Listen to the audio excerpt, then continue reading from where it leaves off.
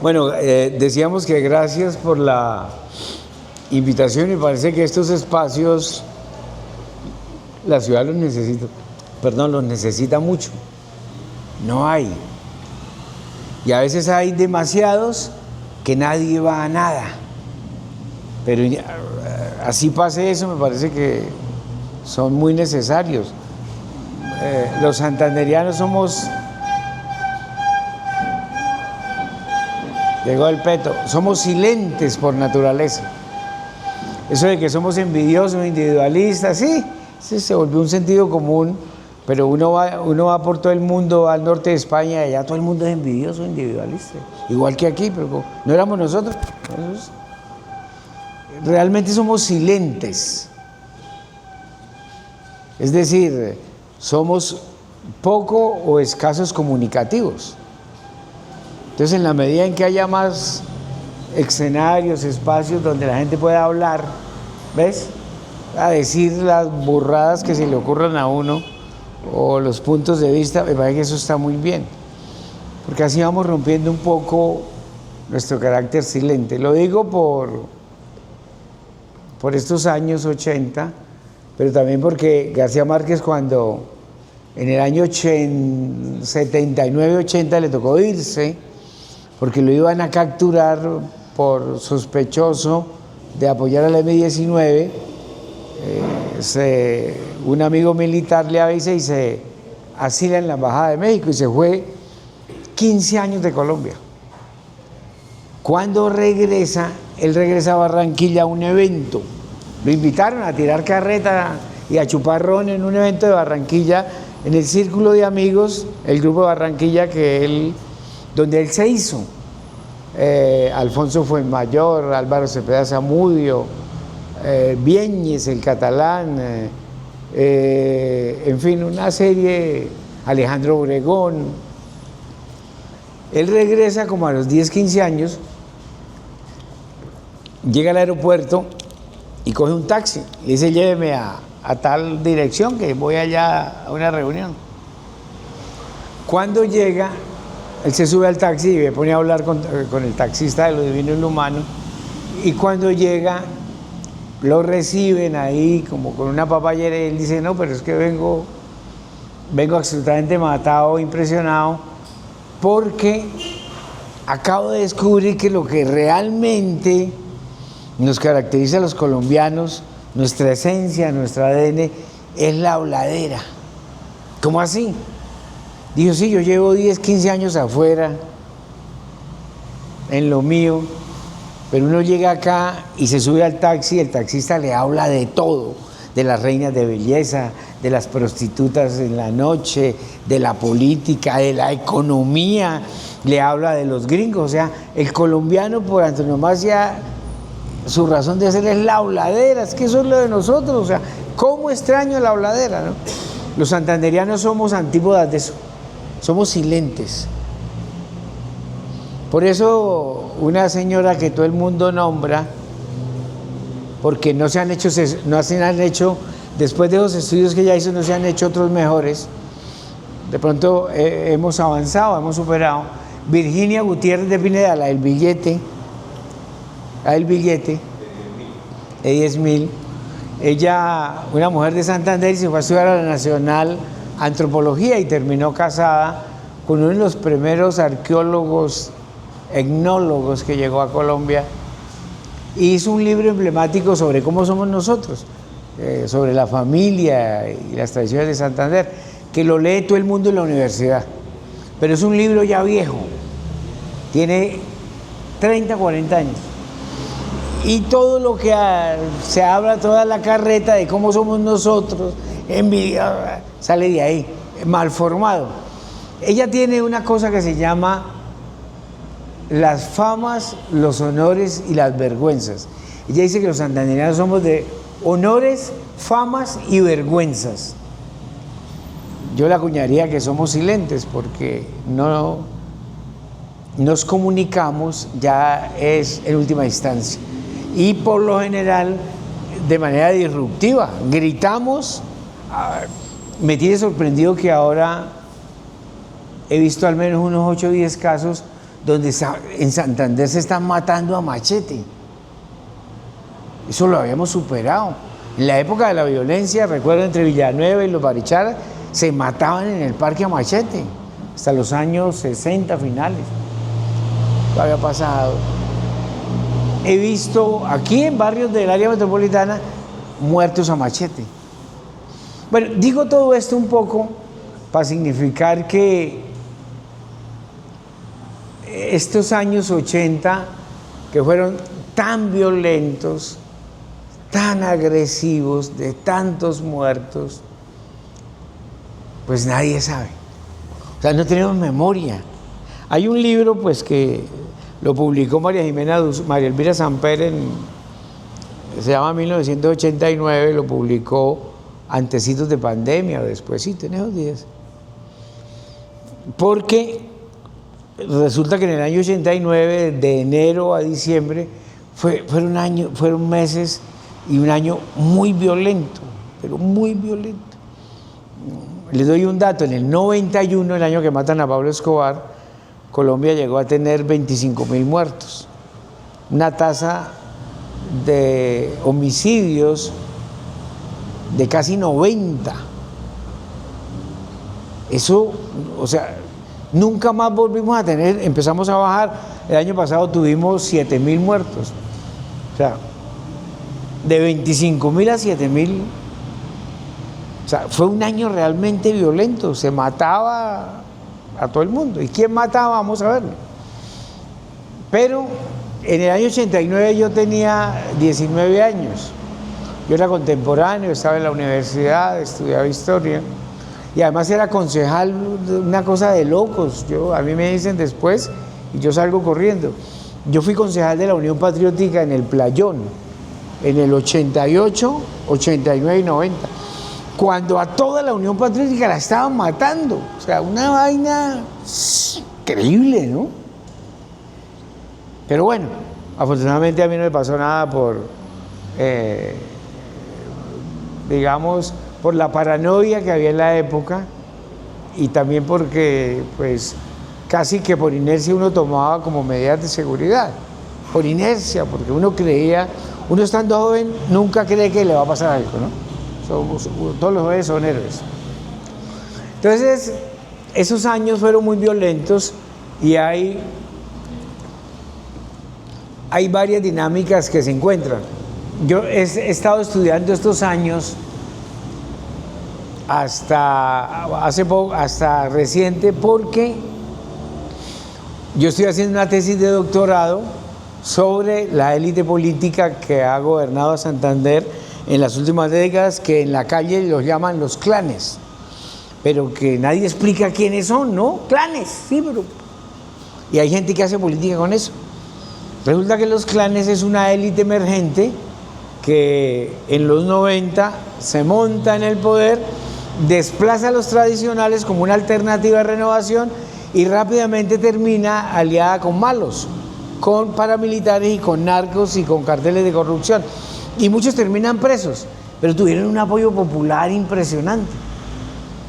Entonces, finales de los 90 hasta hace poco, digamos, todavía tienen poder en algunas áreas. Esa élite emergente, yo hago una tesis de doctorado sobre eso. Entonces, estoy familiarizado mucho con algunos argumentos y con alguna información, no más. Y lo otro es que fui contemporáneo. Entonces, ahí vemos, por ejemplo, la masacre de La Rochela, que fue muy emblemática.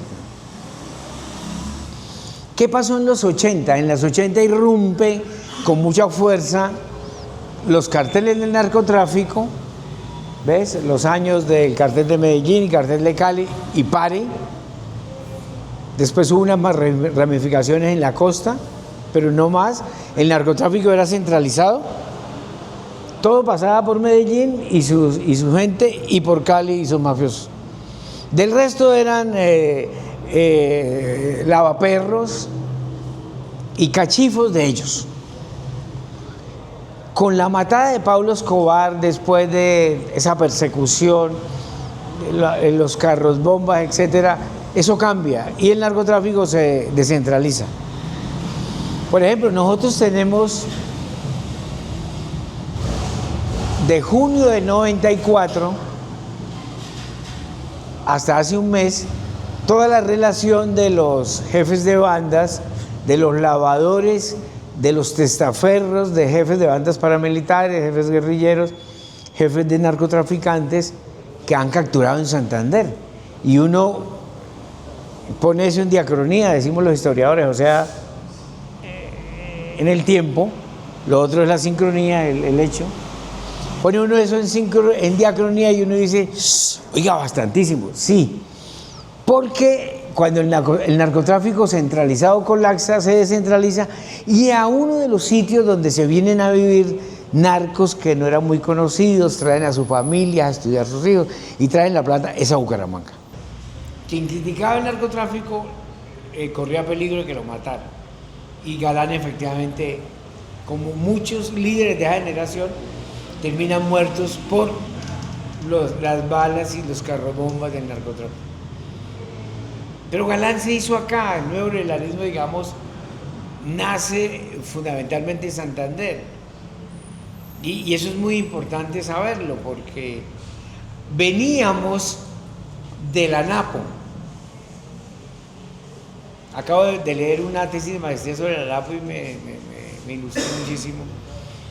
La Napo, el general Rojas Pinilla, que fue un militar que se toma el poder de facto, ¿no?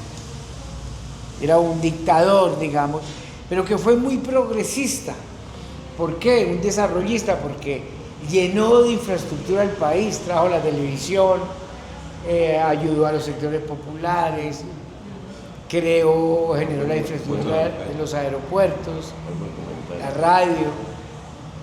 Fue un militar muy querido, la gente lo quería. Cuando pretendió quedarse en el poder, ahí lo llevan para que pacifique el país, los dos partidos, pero él pretendió quedarse. El establecimiento liberal conservador convoca a la gente, le hacen un plebiscito y lo sacan. Lo encarcelan y le hacen un juicio y lo condenan. El Senado lo condena y le quita los derechos políticos. Pero él regresa en los 60 y crea la ANAP, Alianza Nacional Popular. La ANAPO en Santander terminó siendo el principal grupo político de Santander. La ANAPO tenía un discurso de izquierda de los sectores populares, contra los políticos, contra la corrupción. Era una cosa... ¿Y quiénes eran los de la ANAPO? Eran dirigentes conservadores y dirigentes liberales, cansados de las estructuras tradicionales. En el 89 se crea Convergencia. Bueno, la ANAPO, esos líderes después se decantan, los partidos tradicionales generan estrategias para sacarlos otra vez de la ANAPO. En los 70 la ANAPO gana las elecciones y se las roba. Y aquí hay un santandereano protagonista que se llama el Tigre Carlos Augusto Rodado Noriega. El Tigre Noriega era el ministro de gobierno de Pastrana Borrero en el año 70. Las elecciones, la noche anterior, iba ganando Rojas Pinilla, Llera Restrepo decreta toque de queda, y al otro día amanece ganando Pastrana Borrero, básicamente en Nariño y Cauca. Se roban las elecciones. El Tigre Noriega saca un libro a los 8 meses diciendo, mira, efectivamente esas elecciones fueron transparentes, el chocorazo, el fraude no lo hubo. Bien. La ANAPO, decepcionada, el sector, el general Rojas Pinilla se desencanta, no genera nada, pero un sector de la ANAPO empieza a decir, con las elecciones y por la vía legal no se puede. Y empiezan a organizar alianzas con sectores de la izquierda, algunos de las FARC, y empiezan a organizar una estructura armada que fue el M-19. Entonces todos los líderes de la ANAPO de Santander, liderados por el médico Carlos Toledo Plata, que tenía la oficina por allí cerca, empiezan a liderar la ANAP y terminan siendo los voceros del M-19, terminan presos. Al final, en el año 84-85, matan a Toledo. La ANAPO, digamos, se acaba la versión armada del M-19. A finales de los 80, en el 89, en julio, se crea una especie de ANAPO, que fue Convergencia Ciudadana, el Tuerto Gil, unos sectores de izquierda, sindicalistas, con grupos conservadores y liberales, y crean Convergencia, que le quitan el poder al Partido Liberal y Conservador en los 2000 y terminan siendo un movimiento político nacional muy fuerte. Fue la Renovación y después terminan rápidamente aliados con narcos, con paramilitares, aparece el coronel Aguilar ahí y se vuelve una referencia desde Santander también. Era una especie, y ahí había sectores de todo, de izquierda incluido, como lo hubo en la ANAP. Rápidamente se desprestigian, terminan condenados, judicializados y se acaban, digamos, 2011, 2012, 2013 Convergencia, cambió de nombre 2 veces, se acaba. La NAPO vuelve, en el año 89, vuelve Iván Moreno, ¿no? Los hijos de la capitana, y vienen y recogen esa tradición de los 70, de la NAPO, el imaginario, y Iván Moreno derrota 10-0 a los candidatos liberales que hegemonizaban la política en Santander y se vuelve alcalde. Y crea la NAPO, que con Convergencia eran los sectores que manejaban toda la política, por fuera de los partidos liberales y conservadores. Recogen esa tradición de los 80, la gente cansada de la violencia, la gente, ya estaba la Constitución del 91, desarrollar la Constitución del 91, la inclusión, los derechos de la gente, la participación, la tutela, etcétera, los jóvenes. Y digamos que esos sectores dominan la política hasta finales. El último gobernador de ellos fue Mauricio Aguilar hasta el año 2019. Esto ya para terminar diciendo que nosotros en el contexto nacional hemos tenido mucha prestancia, pero eso no se ha manifestado, por ejemplo, en desarrollo. Santander sigue siendo de las zonas más atrasadas del país. Aquí uno ve mucha plata, ¿no?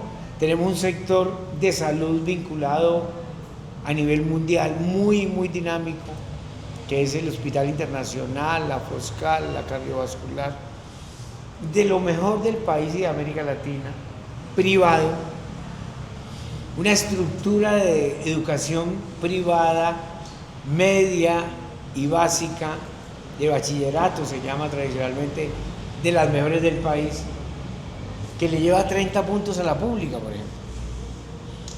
Somos una economía de pequeños negocios, pero una ciudad que no se ve miserable. Tenemos los más bajos indicadores de pobreza, de desempleo. Entonces, y no hay grandes sectores industriales, grandes empresas. El área metropolitana recibe mucho de las externalidades de Ecopetrol, de Barranca, el Magdalena, mucha plata se viene para acá, mucha gente se viene para acá, pero eso no da abasto. Entonces, la pregunta es, ¿cuál es el misterio de Bucaramanga? ¿Que hay algo misterioso? La tesis mía, que lo comparten algunas personas que han venido estudiando el tema, es que es el narcotráfico, que es muy velado y está incrustado en la estructura social y económica. No hay carteles. ¿Ves? Vive mucho narco, etcétera. El cartel, digamos, clásico, tradicional, ya no existe. Existen una infinidad de pequeños carteles que generan mucho tráfico de drogas, mucho lavado de activos, etcétera. En fin. Termino diciendo que esa memoria de los 80 tan violenta, en la cual fuimos protagonistas, no la sabemos porque no tenemos memoria. Termino con lo que decía al comienzo, porque somos silentes. Aquí estos espacios me parece que rompen lo silente y eso es muy bueno. Rompen el carácter silente nuestro, eso es muy bueno. Pero aquí decir cosas, uno ve los informes de ProSantander, de la Gobernación, de la Cámara de Comercio de los últimos 20 años. Todo chévere, todo bonito. Y para completar, todos somos desunidos.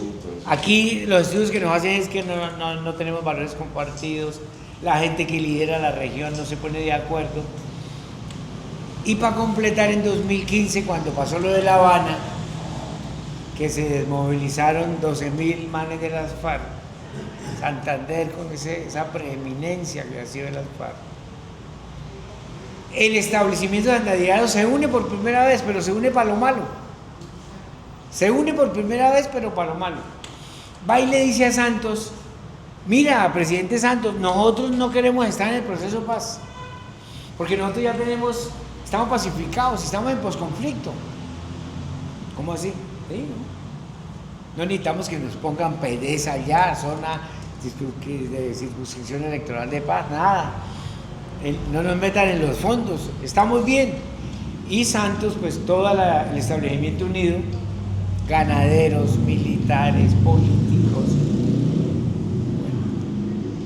y nos sacan del proceso de paz de La Habana, sobre todo de los fondos.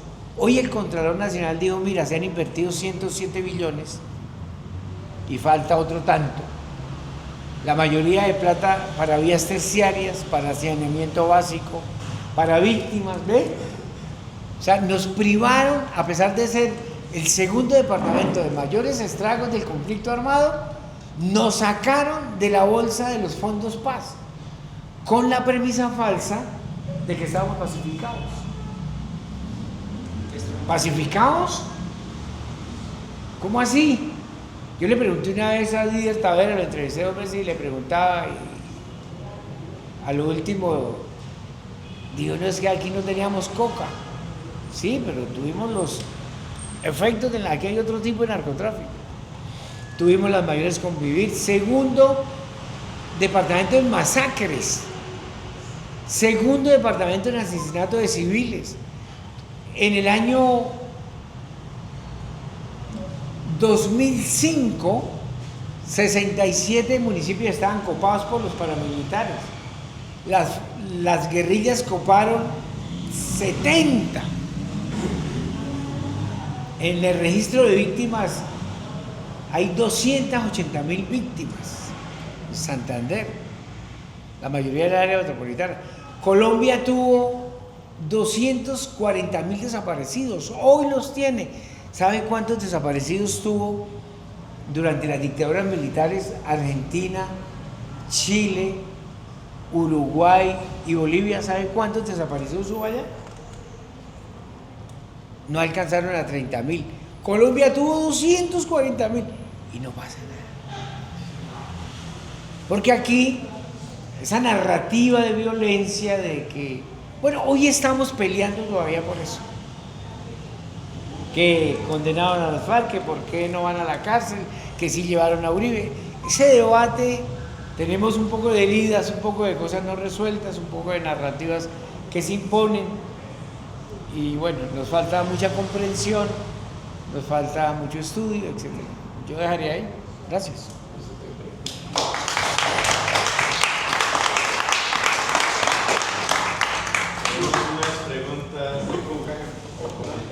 Perdón, Julio. Una apreciación y una pregunta. La apreciación no es que seamos silentes, es que nos callan. Fíjese, y lo digo por experiencia propia, como no estuve de acuerdo con el director del periódico El Frente en escribir lo que él quería, entonces me echó y pasé a ser el peor estafeta de la guerrilla, solo porque no estuve de acuerdo con él. Quería manejar mi pensamiento, siendo como usted y muchos de acá lo conocen, que es un mercader de la política y del periodismo. Así como lo escribí en un boletín, así lo estoy diciendo a ustedes. La pregunta: ¿qué pasó frente al robo de la presidencia, porque yo recuerdo que había mucha armonía en torno a la candidatura de Rojas Pinilla como cabeza de la ANAPO. ¿Qué pasó? ¿Por qué ese silencio pasivo? Yo es una parte de la historia y por eso es una de las inquietudes. ¿Qué pasó? Nos han arreglado, digamos, una memoria para todos. Hay memorias parciales. Por ejemplo, el acuerdo de La Habana, medio país no estuvo de acuerdo. Y vino el plebiscito, yo lideré el plebiscito porque sentía mucho la importancia de que llegara la paz. El sí perdió por 50.000 votos. Y después se comprobó que la campaña que hicieron contra el sí fue una campaña de hacer emberracar a la gente. Por ejemplo, que el acuerdo de La Habana iba a volver homosexuales los niños, que le iban a quitar la tierra a los propietarios de tierra. Entonces, a la gente decía uno de los líderes del no de Medellín, hay que hacer emberracar a la gente. La emberracaron y resulta que el proceso de paz de La Habana pues trajo muchas inversiones para zonas martirizadas. Se está invirtiendo. Se han invertido 107 billones y falta otro tanto. En zonas que jamás. 40 años duró el gobierno persiguiendo a las FARC, ¿cierto? Violencia, muertos, ataques. Mató, digamos, a 10 líderes grandes. ¿Pero los pudo llevar a la cárcel a todos y condenarlos durante 40 años? No, hoy están condenados. Ah, claro, a nivel mundial el mundo desde el punto de vista de la justicia ha cambiado, ¿no? Hoy en día la clave es verdad, justicia y reparación. Y hay una justicia que se llama restaurativa, que es que nadie paga ni se resocializa en la cárcel. No, la cárcel es una fábrica de delincuentes, cada vez mejor. Hoy el 80% de las estafas en todas las ciudades, de las estafas telefónicas, hoy vienen de las cárceles. Eso, ahí perdimos el año.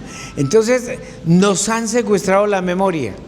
¿Cómo así que tenemos 240.000 desaparecidos y en el sur, en las dictaduras militares abiertas, hubo 30.000? Vamos para 10 millones de víctimas.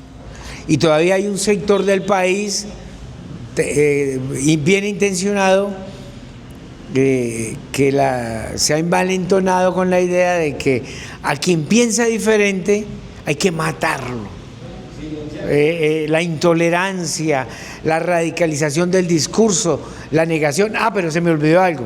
El Tigre Noriega a los 2 años dice: no, las elecciones fueron limpias, libres.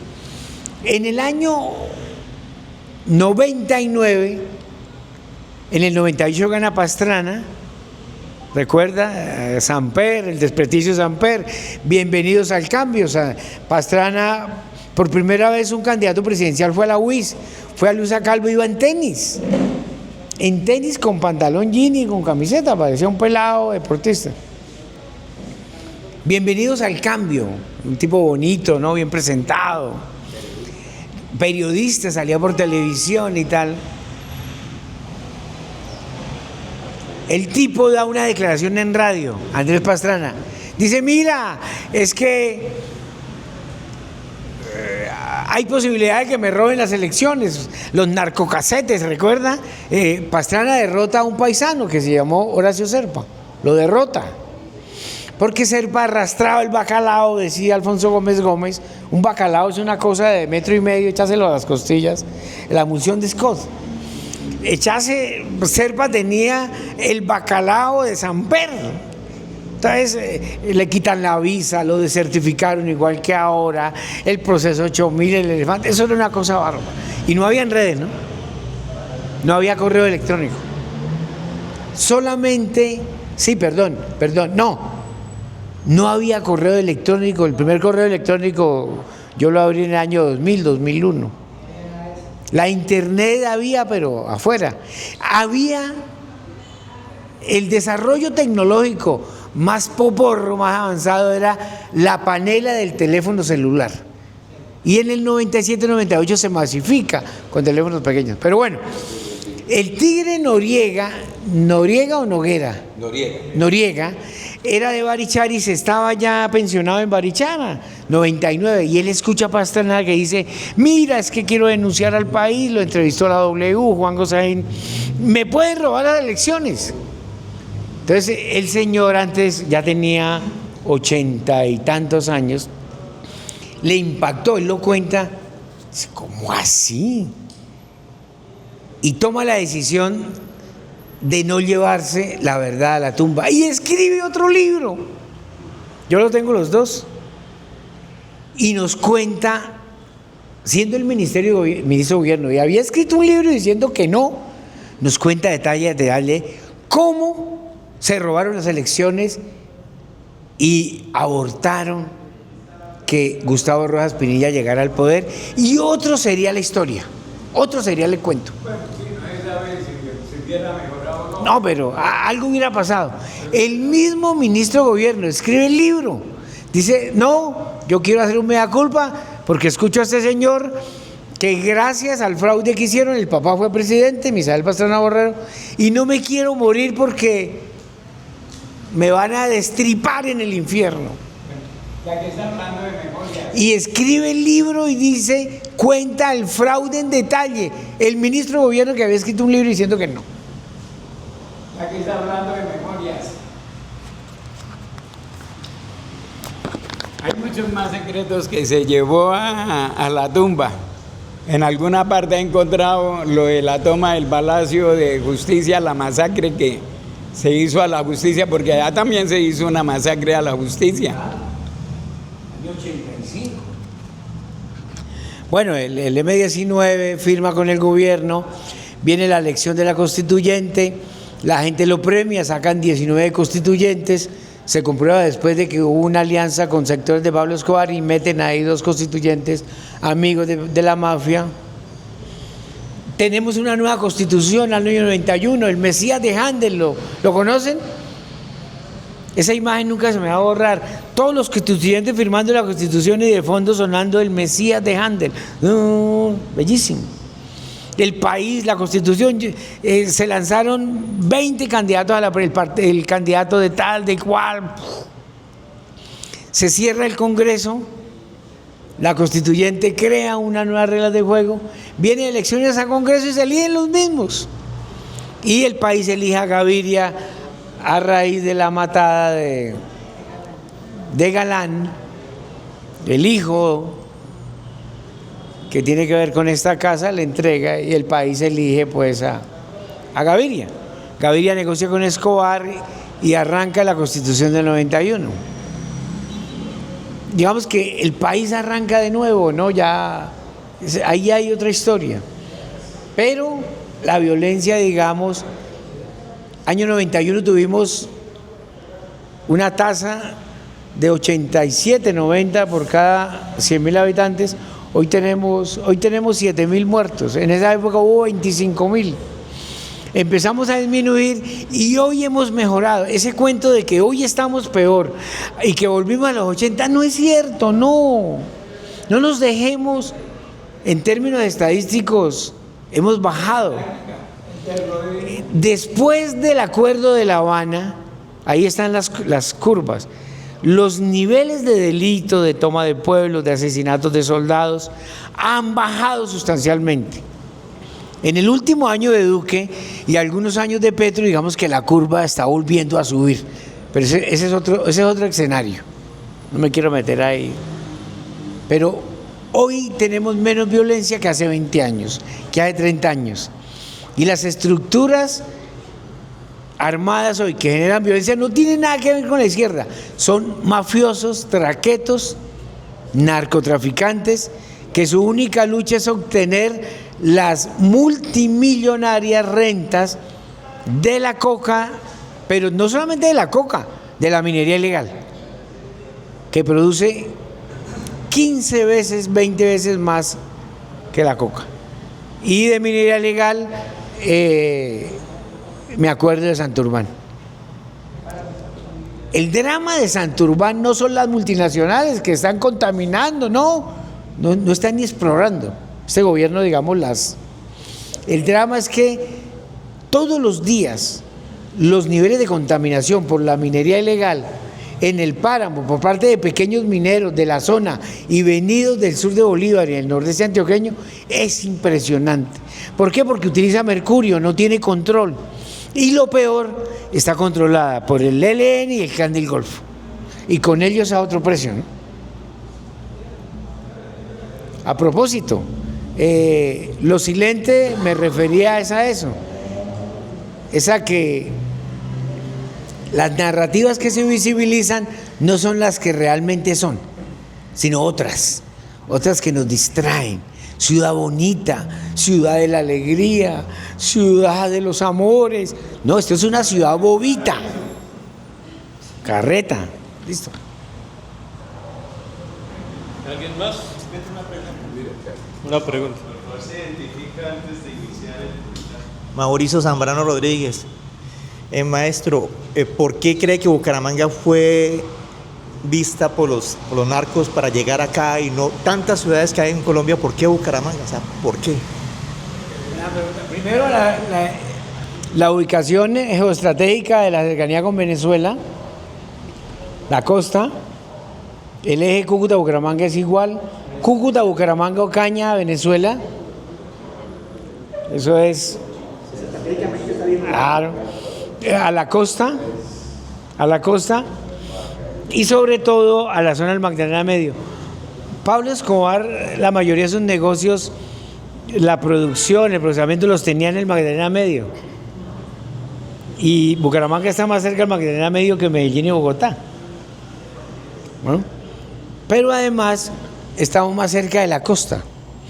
El narcotráfico en un 80% de Cartagena, Santa Marta y Barranquilla se maneja y se administra desde Bucaramanga. Hoy.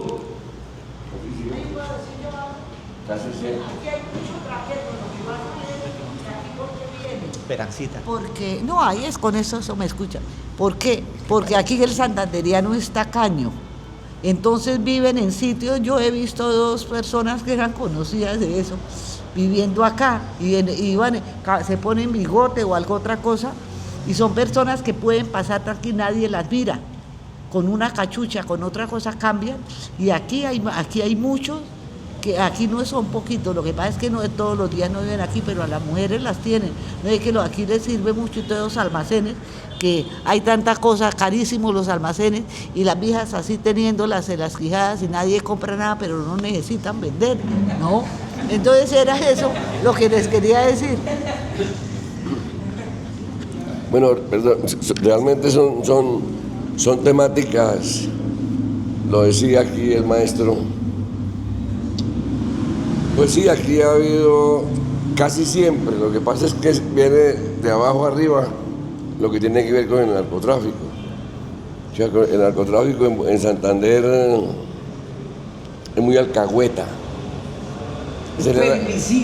Hay muy alcahueta en el sentido que por eso, usted lo decía ahora, es el buen vividero donde, pues, ¿qué quiere el traqueto? ¿Qué quiere el de la coca? Pues ser el amigo suyo, brindarle lo que necesite, tiene cómo hacerlo, y esas amistades van volviendo como una palmada, ¿no? O sea, calma, tranquilidad, no ha pasado nada, porque recuerden que hubo una etapa donde hubo muertes y todo, por ejemplo, en la época que estuvo arriba hablando de algo Pilatos, donde quedaba la tortuga, y hubo asesinatos y vainas ahí, y así por el estilo en varias partes en Bucaramanga en una época.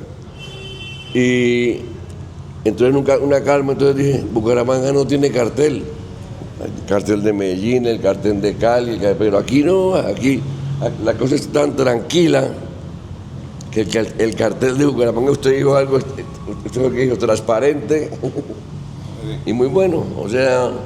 Es que el narcotráfico ya no se organiza, o sea, el modelo cartel de Cali, cartel de Medellín, cartel de la Costa, eso es historia. Eso ya no es así. Pablo Escobar leía en un texto de una consultoría gringa, llegó a manejar él jefe, unos 450 narcotraficantes, imagínense eso. Y todos le obedecían lealtad, respeto y sumisión, porque con el hombre la cosa era un poco en serio. Ese modelo de narcos ya no existe.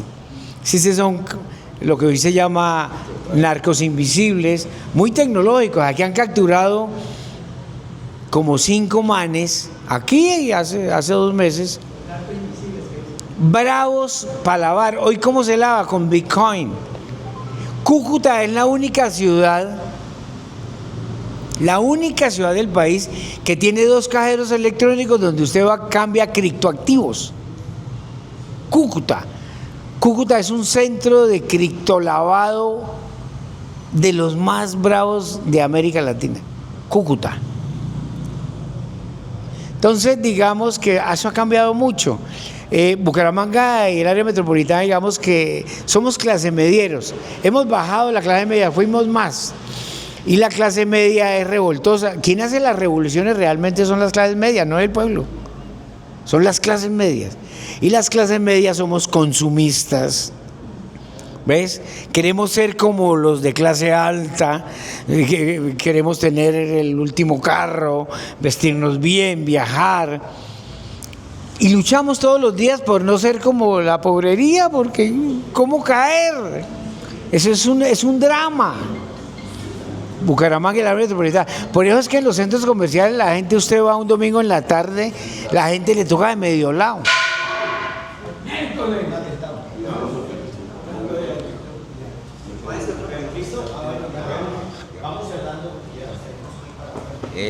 Bueno, doctor, buenas tardes a todos.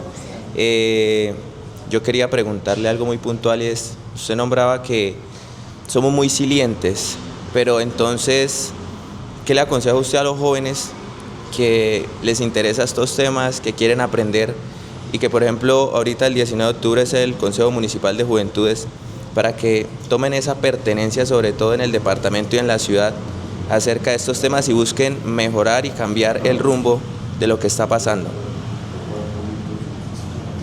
Pues aquí hemos sido muy activos con movimientos juveniles, movimientos estudiantiles. Hay que ser muy críticos, hay que formarse mucho, hay que estudiar mucho, hay que leer mucho. No tragar entero, hay que tener pensamiento crítico. Y más con la política. O sea, uno acepta que no haya pensamiento crítico, pero es que con la política pues, hay que tener doble pensamiento crítico. Porque aquí nos pasan unas cosas en política absolutamente escandalosas y no pasa nada. El Partido Liberal Histórico se trajo a la familia Tavera enjuiciada y les lavó la cara prácticamente. Y ahora se va a traer a los Aguilar y les va a lavar la cara. Partido, o sea, no pasa nada. Entonces hay que ser muy críticos, hay que leer mucho, hay que formarse, hay que investigar, hay que conocer mucho la historia. O sea, hay que trabajar bastante.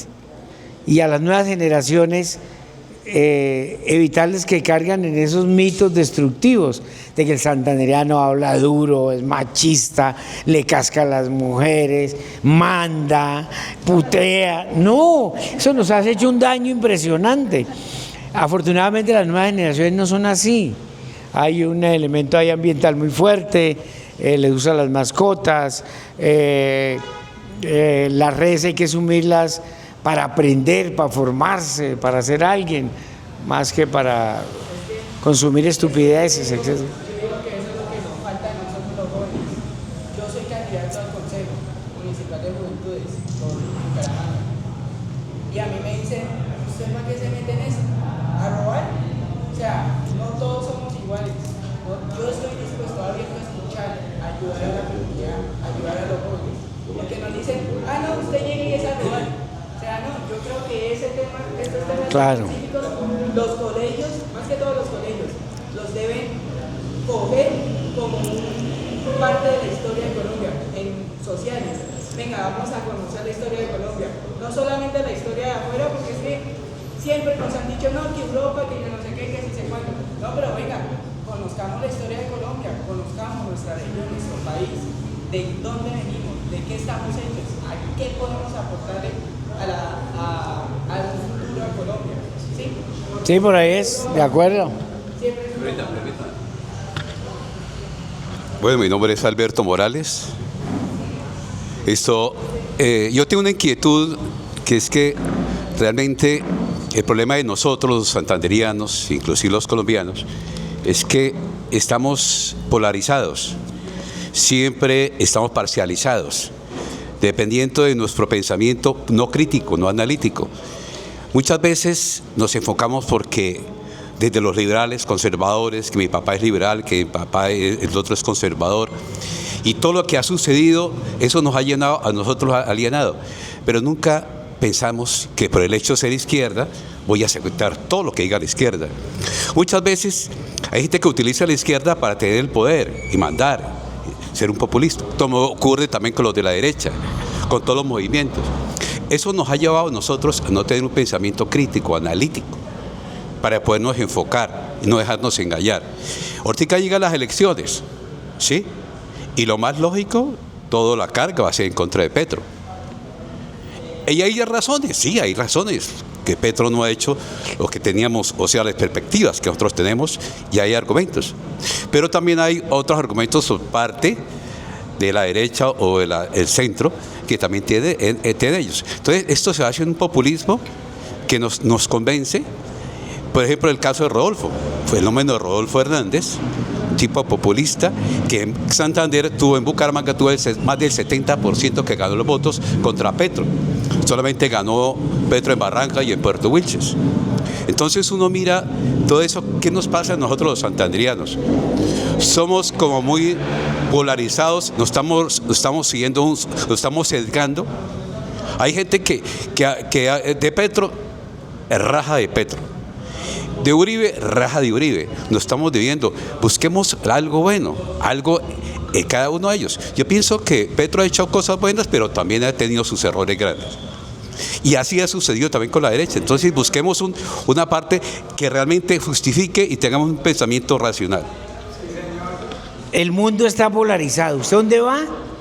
O sea, el problema es que esa polarización nos construya, nos forme, nos enseñe, porque usted, nómbreme un país, el mundo está polarizado en torno a Donald Trump, Europa. El mundo, la mayoría no somos ni Estados Unidos, ni Europa, ni América Latina. Nosotros somos el 30%. Con la guerra de Ucrania, todo lo de China, nos dimos cuenta que el 70% del mundo, de la economía del mundo, el 80% de la población, de la dinámica comercial y del desarrollo, está en el Oriente. China, India, Rusia y los árabes. Nosotros somos minoría. Pero como estamos bajo la égida de Estados Unidos, creíamos que éramos el faro del mundo, resulta que no. Bueno, gracias.